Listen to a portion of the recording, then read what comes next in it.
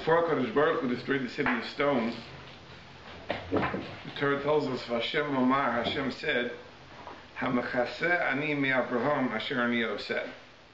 Should I conceal from Avraham that which I'm about to do? V'Avraham hayo yiyeh l'goy gadol b'yotzum. Avraham will become a great nation. V'nibruchu bo kol goyei ha'aretz. And all the nations of the world will be blessed through him. Ki yedativ, for I love him. L'man asher yitzav es bonav es beiso achav, for he commands his children and his household. V'shomru derech Hashem, and they guard the way of Hashem, la'aseh tzedakah u'mishpat, to do charity and justice. There is a question among the Mefarshim how to understand these psukim. According to Rashi and the Rashbam, the reason that HaKadosh Baruch Hu revealed the destruction of stone to Avram is because Eretz Yisrael was given to Avram. It was his property. Hashem granted it to him. And therefore it wouldn't be appropriate that HaKadosh Baruch Hu should make any modifications, any changes, without informing the owner. If so, the praises of Avram, that he'll be a great nation, and that Hashem loves him because he instructs his children, really have nothing to do with the issue as to why HaKadosh Baruch Hu told Avram about the destruction of stone. So Rashi understands that is correct, that really these verses have nothing to do with the question of why HaKadosh Baruch Hu should reveal or not reveal the destruction of stone. It brings a medrash which says Zecher Tzadik L'Bracha, that when you mention a tzaddik, you give him a blessing. So since HaKadosh Baruch Hu mentioned Avram, HaKadosh Baruch Hu said that Hamachas ani me'Avram, should I conceal from Avram my plans? So he mentioned Avram's name, so he gave him a blessing. And the blessing, of course, is because he will instruct his children and so on and so forth. That really has no bearing on the issue as to why Hashem should reveal or not reveal the destruction of stone. There's another pshat in the pasuk that many Sfarim cite, which is that the reason Hashem wanted to reveal his plans to Avram is because this would be a teaching moment for Avram. So this would be an opportunity for Avram to teach his children something about the ways of HaKadosh Baruch Hu. And that was typical for Avram Avinu. Avram Avinu, because chinuch was so important to him, everything he experienced, everything he witnessed, was something from which he could learn a lesson to in turn pass on to his children.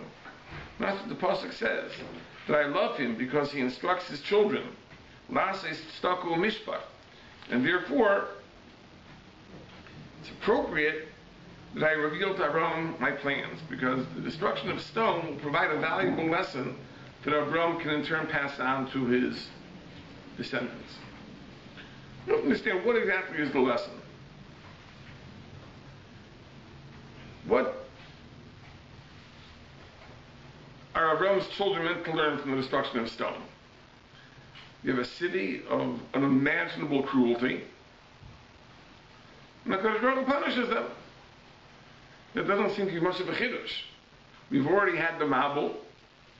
We've already had the Dor HaFlaga. Now, what is added by the destruction of stone? Like, what chiddush, what new insight can Avram pass down to his children based on the experience of the destruction of stone? Now, the truth is, this question really simplifies what the evil of stone is. If we really reflect on what stone is, there is a tremendous chiddush in the entire parsha. We're familiar with the stories of the tremendous cruelty, how people that were goyim chesed were subject to capital punishment. According to the Pirkei Rabbi Eliezer, even Lot's daughter was killed because she gave charity. So, we're constantly thinking of a city which is a bastion of cruelty and avzarias. But if we look elsewhere in Chazal, we see that stone is not so harshly criticized. The Mishnah says in Pirkei Avos that Arba Midas Ba'adam, there are 4 attributes of people. So a person who says, Shali Shalcha, B'Shalcha Shali, if a person says, what's yours is mine, what's mine is yours, I'm a Aretz, is ignoramus. If a person says, Shali Shali, B'Shalcha Shali, what's mine is mine, what's yours is mine, he's a Rosh. If a person says, what's mine is yours, and what's yours is yours, he's a Chassid. What if a person says, Shali Shali B'Shalcha Shalcha, what's mine is mine, and what's yours is yours? So the Gemara says, Zumi the Beininus, this is the average normal person. V'yeshoimim Zumi da Stein. And some say this is the attribute of Stein. In other words, Stein is not Shali Shali B'Shalcha Shali. It isn't that the Anshe Stein said, what's mine is mine, and what's yours is also mine. So we'll see in a few moments that the Anshe Stein would not have contemplated theft. Theft would have been unimaginable. That a person from Stone should steal something that wasn't his, can't be. Never happened. The Midas Stein is Shali Shali B'Shalcha Shalcha. What's mine is mine, what's yours is yours. That's the Midas Stein.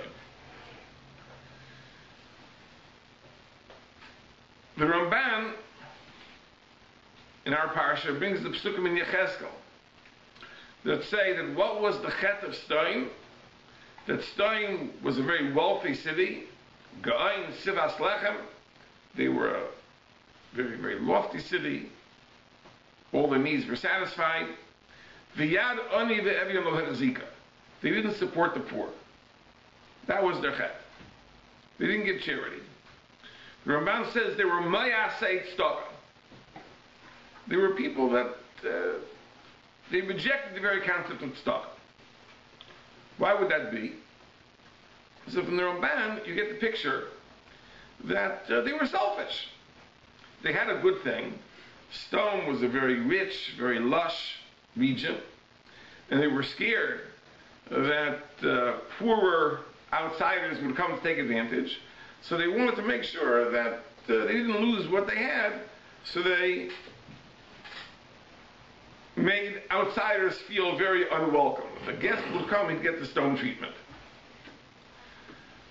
I think that I mentioned this once before, that when I lived in California, when California was considered a very attractive place to live, now California has fallen in hard times, but in the years I lived there was a popular bumper sticker which said, "Welcome to California, now go home." That was Stone. Except in Stone, they didn't say, "Welcome to Stone, now go home." They just said, "Go home." But that's how the Ramban seems to put it. They were very rich, and they had whatever they wanted. They wanted to keep it for themselves. They didn't want to share with anybody else. They didn't want that they should be overrun by foreigners. And that was the basis of it. But it seems that it's deeper than that. That the essence of Stein is a city which is built on the foundation of pure din. It is a society which is based on total justice. That everything that a person has must be earned. There are no handouts, there's no charity, there are no privileges. Shali, shali, b'shalcha, shalcha. What's mine is mine, what's yours is yours. It's a pure midas adin. And that is very, very satisfying. Because in a society which runs on strict midas adin, there is self-reliance, there is an incentive to work, there is a pride in one's achievements.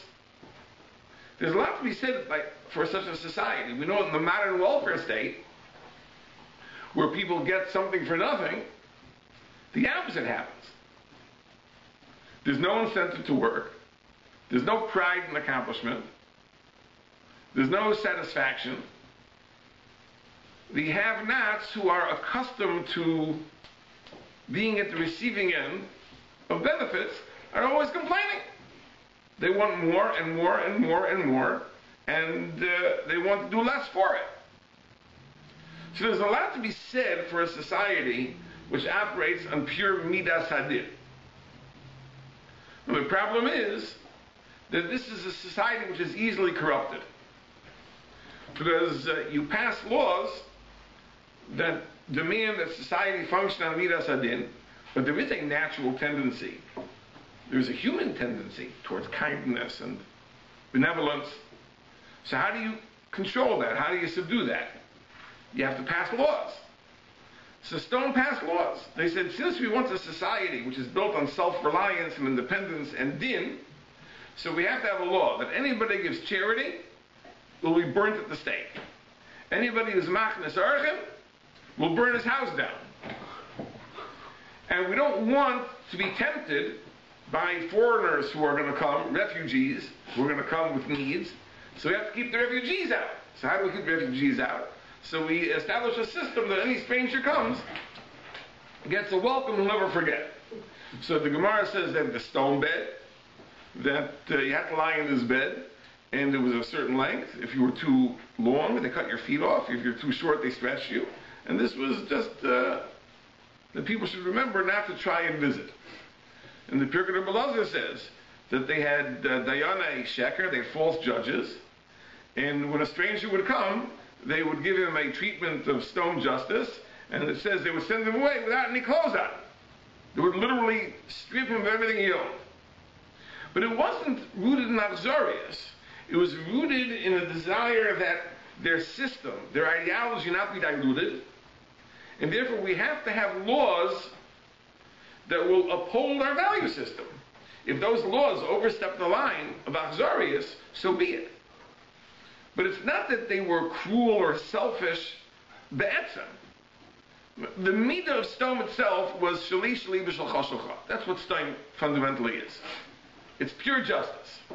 But to uphold its system, it was necessary to have laws that were, in some ways, oppressive. Now, I hate to talk politics, but south of the border, there is a tumult in the government. Because we have, in the United States, a liberal government. And liberal governments seem to wish well for their citizens. They want to provide them universal health care and food stamps and all sorts of things. It says, but when you interfere with the government, God help you. Because the government, in order to maintain its power, will not hesitate to be harsh and cruel, oppressive, controlling, because it has to be our way. If you're not going to let us bestow our benevolence on you, we will crush you. That's the nature of government. And that's essentially what Stone said. Because we have an idea of the ideal, the perfect society, which is a society which is shali shali b'shal shalcha, perfect din. That whatever you have is what you earn. If you didn't earn it, you don't have it. I don't take from you, you don't take from me, what's mine is mine, what's yours is yours. That's the ideal system. Now, to prevent cracks from forming in the system, we have to make sure that we don't have strangers coming in, we have to make sure that people don't succumb to the temptation of giving charity. So we have laws. These laws are far from din. They violate every conceivable principle of justice, but this is in order to uphold the vision of the perfect society of din. That's what is at the root of Stein. And therefore, if you look through all the Maimarei Chazal, you never see such a thing as theft in Stein l'shem theft. There never is gzeila l'shem gzeila. A person from Stein would never steal from a person from Stein. Shali shali b'shalcha shalcha. What's mine is yours, is mine. What's yours is yours. All the achzarius, all the cruelty, is only to keep the strangers out. It's to prevent people from giving tzedakah. It's in order to maintain the value system of Stein. But gzeila l'shem gzeila, achzarius l'shem achzarius, that didn't exist in Stein. And that's why, of course, that the main cruelty was not reserved for the strangers. The strangers were given the stone treatment. At worst, they got their legs chopped off. Maybe they only were sent away without any clothes. So the real Achzorius was reserved for the people of stone who violated the principles of stone, who gave charity, who were machnas oirach. Those were the people for whom the harshest punishments were destroyed. Why? Because their actions would undermine the very, very system, the very value on which stone was founded. And therefore the anger, the indignation was reserved especially for them.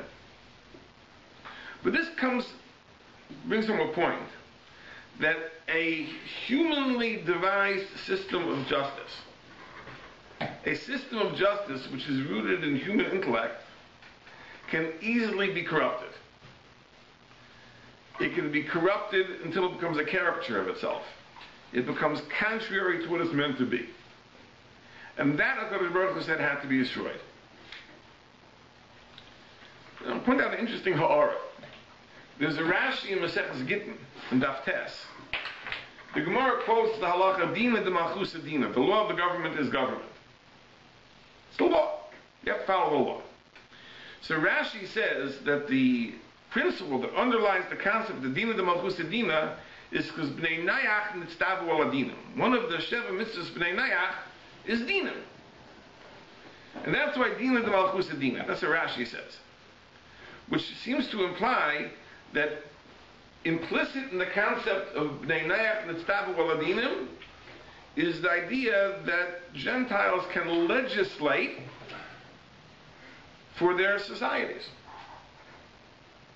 And therefore the Gemara says that even kinyanim that really would not help otherwise can help because Dina de Malchus Dina, which is rooted in the principle Bnei Nayach nitztavu al adinim. The Rashi is a pel. I just want to point out that if you look at the famous machlekes Rambam and the Ramban in Parshas Vayishlach as to the concept of Bnei Nayach nitztavu al adinim, what it means for Gentiles for mitzvah dinim, you'll see that the Rambam and the Ramban both reject that possibility. There is no legislative function which is implicit in the concept of Bnei Nayach nitztavu al adinim. The Rambam says that Bnei Nayach nitztavu al adinim means they are obligated to uphold the other 6 mitzvahs Bnei Nayach. There are 7 mitzvahs Bnei Nayach. So the obligation of dinim is to establish courts that will enforce the other 6. There is no prerogative of Bnei Nayach to legislate laws. The Bnei Nayach nitztavu al adinim is limited to the enforcement of the other 6. The Ramban, who argues, says that the Ribono Shel Olam gave to the Bnei Nayach all the dinei mamanas that were given to Yisrael. The laws of Shomrim, the laws of Gzeila, the laws of paying wages, and so on and so forth. And that's what means Bnei Nayach nitztavu al adinim. That Bnei Nayach are mechuyev to follow the dinei mamanas, the civil law, which was given to Yisrael.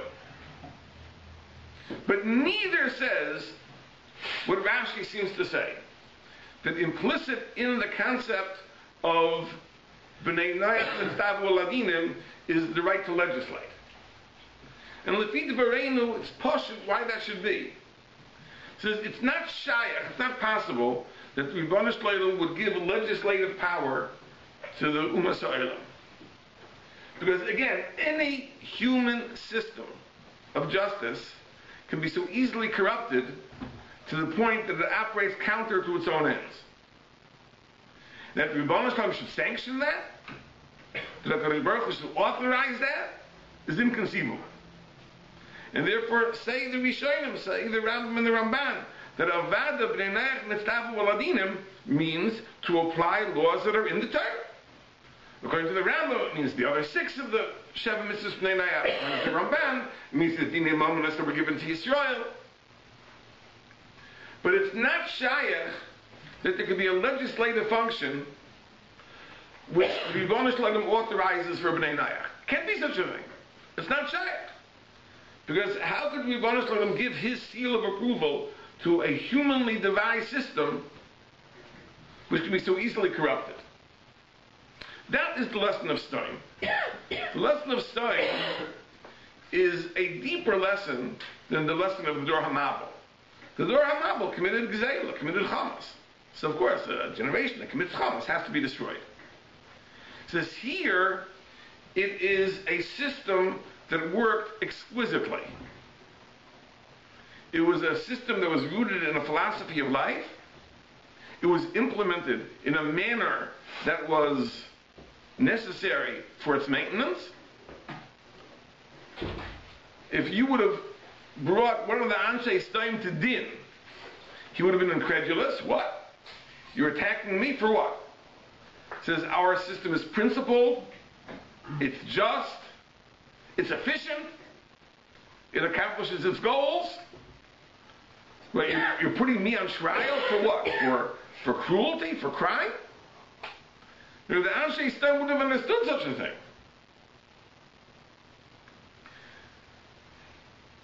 That's why it's a pella, I believe.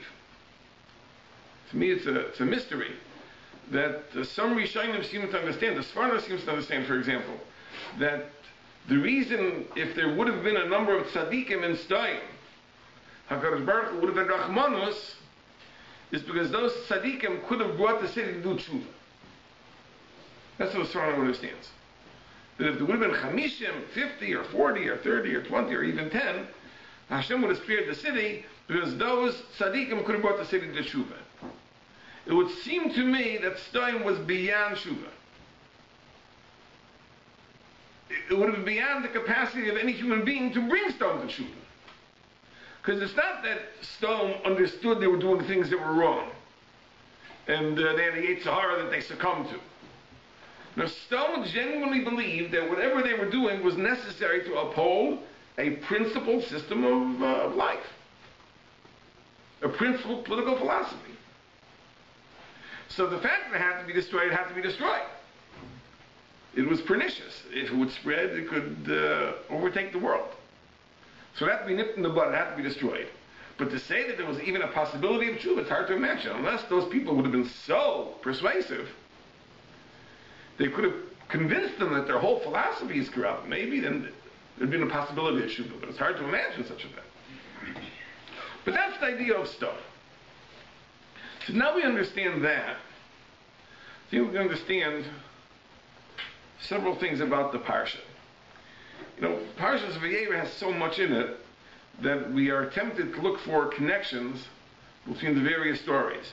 We know the story of Stam takes place in the days between the Besaira, between the news that was given to Avraham and Sarah they would have a child, and the birth of the child.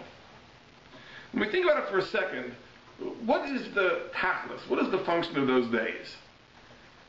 You know, something is going to happen a year off, and you're told in advance. So why would that be? Why would you be told in advance? When it happens, let it happen. Because why would it have to be that Sarah would know and Avraham would know? Why couldn't it just be that all of a sudden one day Sarah is pregnant? And she has a baby, miraculously. Why is there a need for a Besaira? Why is there a need that Avraham should know and Sarah should know? No, it's possible we understand that the days between the Besaira, between the news and the event, these are days of hachana. These are days of preparation. Because you're bringing such a child into the world who will be mamshech, who will continue the shalshalas of Klal Yisrael. These are days of preparation. You have to be ready to bring that child into the world. You know, they say, stories, various tzaddikim, that people came to them when they had babies born to them, and they came to their rebbes to ask for advice how to raise the child. They came just when the child was born. And the rebbe said, too late, should have come 9 months ago. Now you're asking now, the baby's born already. It's too late. You want to raise the child, you have to prepare in advance. So it would seem that's the idea, that these days are the days of preparation. And what is the major event that occurs in this period? The destruction of Stam. So we certainly would get the impression that somehow the destruction of Stam is a hachana for the upbringing of Yitzchak. And therefore it's just in this time, between Avraham and Sarah being informed of the imminent birth and the birth of Yitzchak, this is when Stam is destroyed. And in Sefer Chasidus, there is an attempt to relate the two. that we know that the Vayera of Yitzchak followed the bris milah of Avram, and just like a human being has a bris milah, the destruction of stone in a sense is the bris milah of Eretz Yisrael. It's removing the psailos of Eretz Yisrael. I mean, there are all sorts of attempts to show this. But on the simplest level, this is the observation, that the destruction of stone is between the Vayera of the birth and the actual birth. It's also interesting to know, and this is a problem which there are Sfarim that talk about, 3 Malachim came to the house of Avram. So Rashi quotes, the Gemara of Metzia, that the 3 Malachim, there was Raphael, who came to heal Avram, there was Michael, who came to inform Sarah of the birth of Yitzchak, there was Gabriel, who came to destroy stone. So you have to wonder, why did Gabriel come for? Why did the Malach, who came to destroy stone, come to the house of Avram before him? He should have gone straight to stone. Somehow, the destruction of stone is connected to the events that take place in the house of Avram as well. I think we understand it this way. As we know, the Mekubalim tell us that Avram and Yitzchak were in a sense polar opposites. They each exemplified a certain midah of the Ribono Shel Olam, midas that were diametrically opposed. Avram is the exemplar of the midah of chesed. Yitzchak is the exemplar of the midah of gevura, the midah sadin. This is the Mekubalim tell us. Now, at first glance, it's interesting because we would have thought that Yitzchak was actually the continuation of Avram. Rav Hutner points out, interestingly, that the other two of us, Avram and Yaakov, each underwent the Shinui Hashem. Avram became Avraham. Yaakov became Yisrael. Yitzchak, there's no Shinui Hashem. So he writes in the Pachad Yitzchak and Sukkot in several places that the significance of that is because Avraham was a revolutionary. He brought something new into the world. So to reflect that, he had a Shinui Hashem. After he created that revolution, he deserved a new name. It says Yaakov Avinu, he shows, also created a revolution. There was something new that was added by Yaakov. So therefore, to recognize that, he was changed from Yaakov to Yisrael. It says Yitzchak, his role is to consolidate and to firm up that which Avraham achieved. And therefore, nothing really happens in the life of Yitzchak. There are no exciting stories about Yitzchak Avinu. Really, there's very little. Because his role is simply to continue and maintain and uphold that which Avraham Avinu accomplished, to pave the way for the next step in the revolution, which will be Yaakov Avinu. But the Mekubalim tell us no. The Mekubalim tell us that Yitzchak really was a revolutionary, that he brought into the world a whole new path of Avodas Hashem. Because Avraham perceived the Ribono Shel Olam as chesed, as kindness, as benevolence. Accordingly, he served Hashem mi'ahava, out of love. He was called Avraham Ohavi, because the response to chesed is ahava. We love the people that are good to us. So because he perceived the Ribono Shel Olam's chesed, therefore he served the Kadosh Baruch Hu me'ahava. As well, in his dealing with others, he followed the ways of the Ribono Shel Olam, and he was the exemplar of chesed in his dealings with people. And all the parashas tell the stories of his chesed, Achnas Orchim, and praying for the Anshe Stoim, and so on and so forth. His Mesiras Nefesh to save Lot, in last week's parasha. Yitzchak Avinu is the exemplar of the midah of Gevura. Gevura is midah sadin, is restraint. HaKadosh Baruch Hu holds back his bounty from the undeserving. He gives only if you deserve. If you don't deserve, he doesn't give. And that's restraint. Gevura is holding back. Ezehu Gibor, HaKol V'Shes Yitzra. The Gibor is the person who restrains himself. And this is what Yitzchak perceived. And accordingly, he serves HaKadosh Baruch Hu with Yira. It's a new Darchei of Vayera, Yiras Hashem. And that's why HaKadosh Baruch Hu is referred to as Pachad Yitzchak, the object of Yitzchak's fear.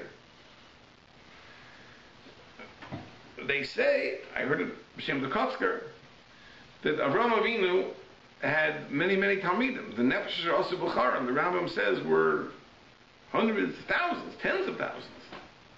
Says Yitzchak, we don't find had this many Talmidim. What happened?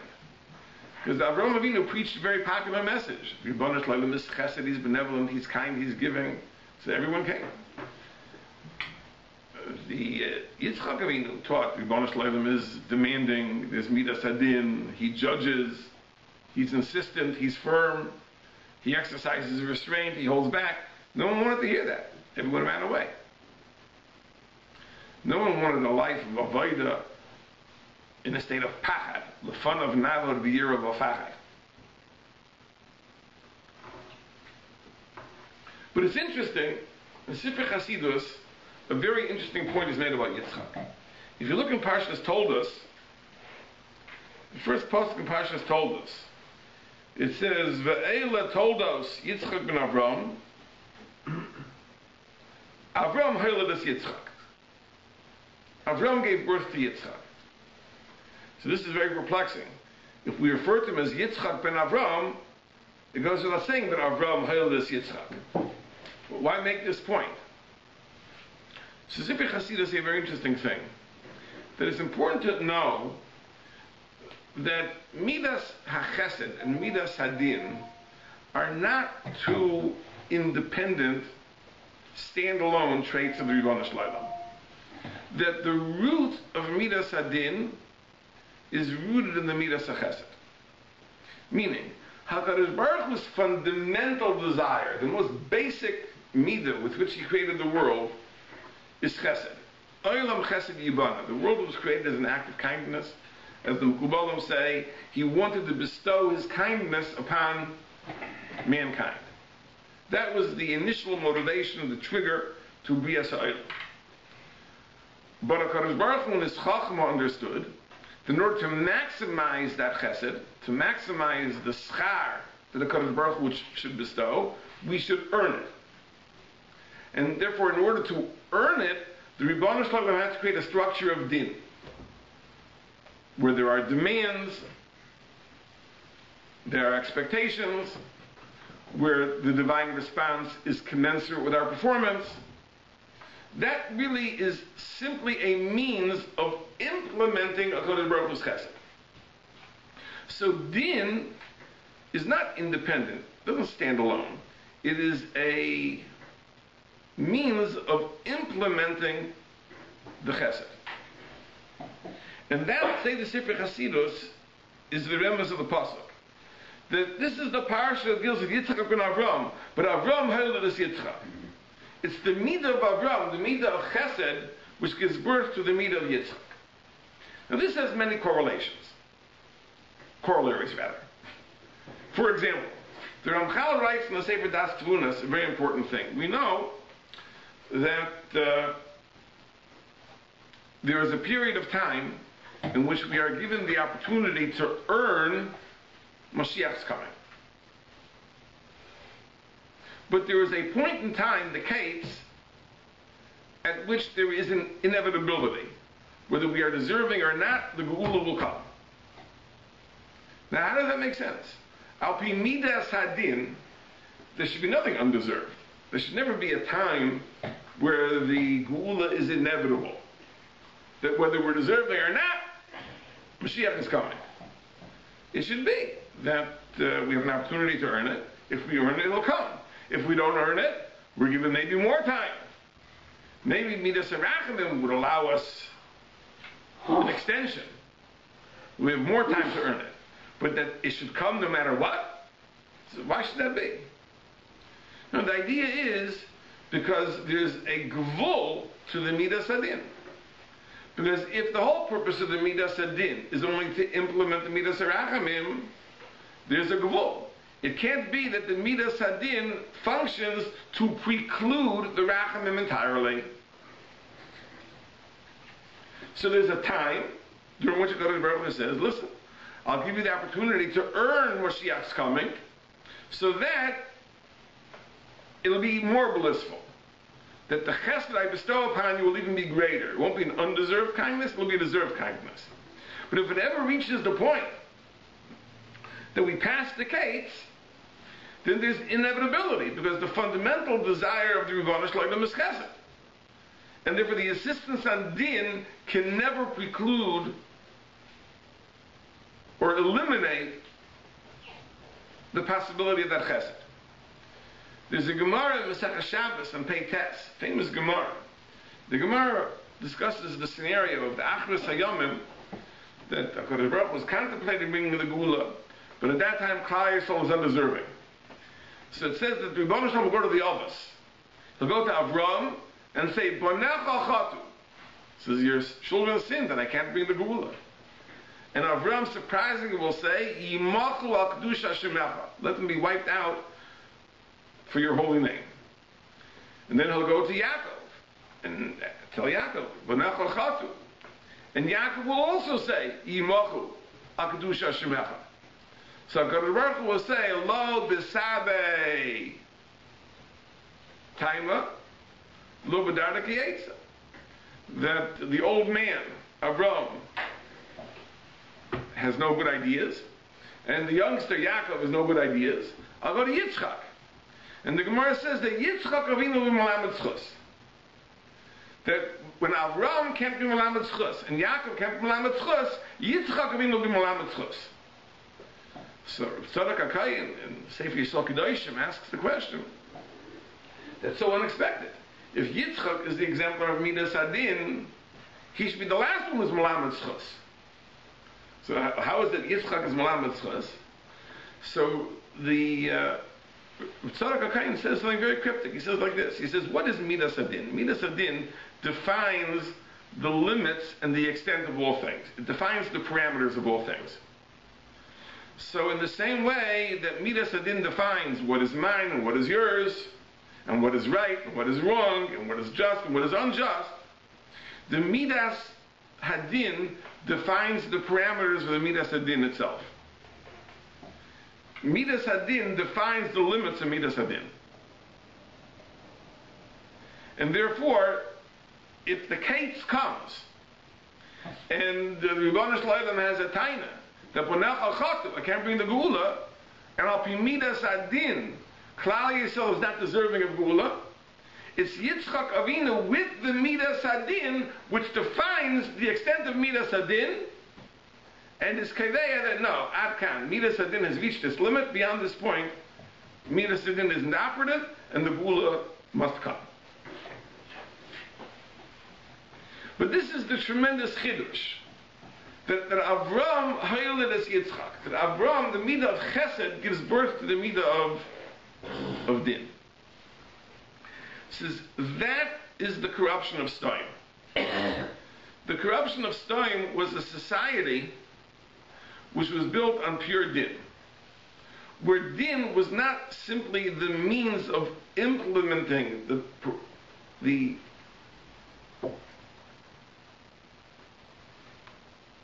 idea of Chesed. It was an end in itself. And as an end in itself, it lends itself to a corruption which is the story of Stone. Before Yitzchak was born, and Avraham understood, Sarah understood, this is a child who's going to bring a new derech into the world. He's going to be the bearer of the standard of Din. He's going to bring Yira into the world. There had to be the teaching moment of the destruction of Stone. The pure Din, if you see Din as an end in itself, it becomes corrupt and it becomes a caricature of itself. The Din, pure Din, without the understanding that it is rooted in Chesed, that it's rooted in Staka,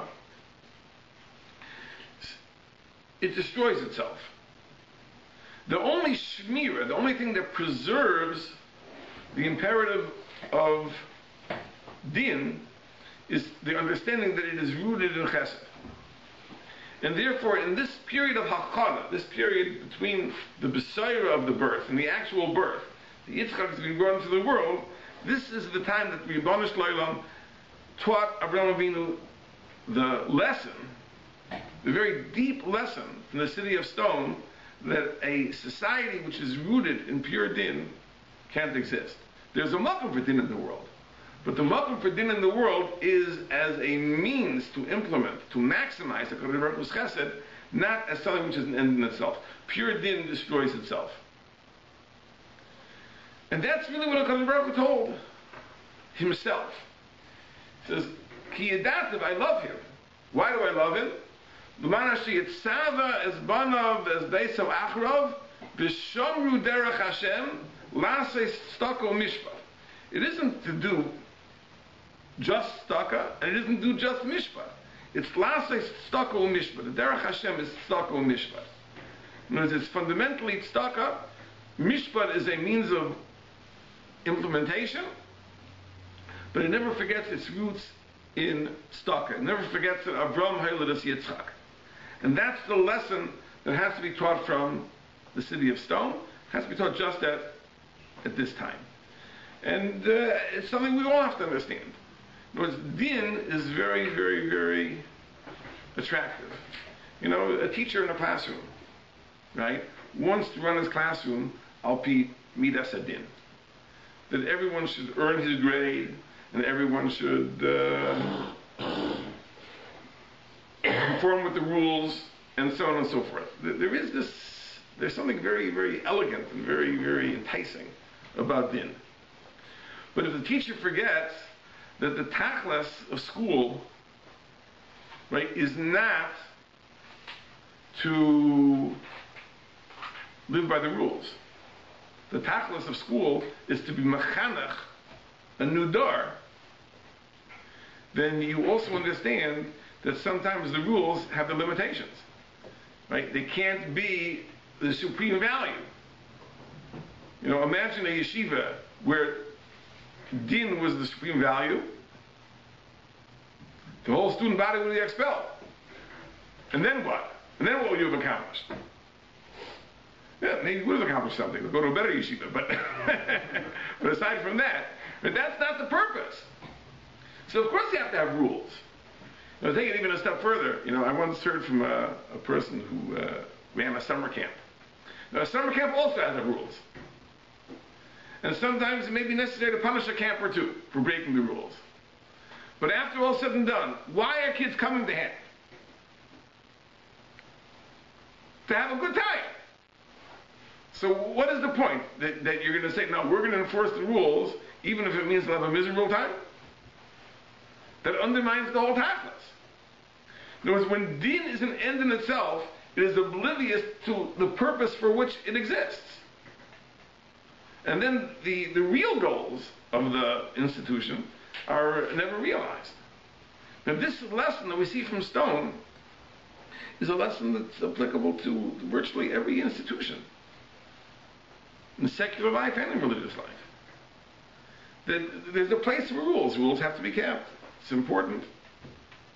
Right? But only as a means of implementing the goals.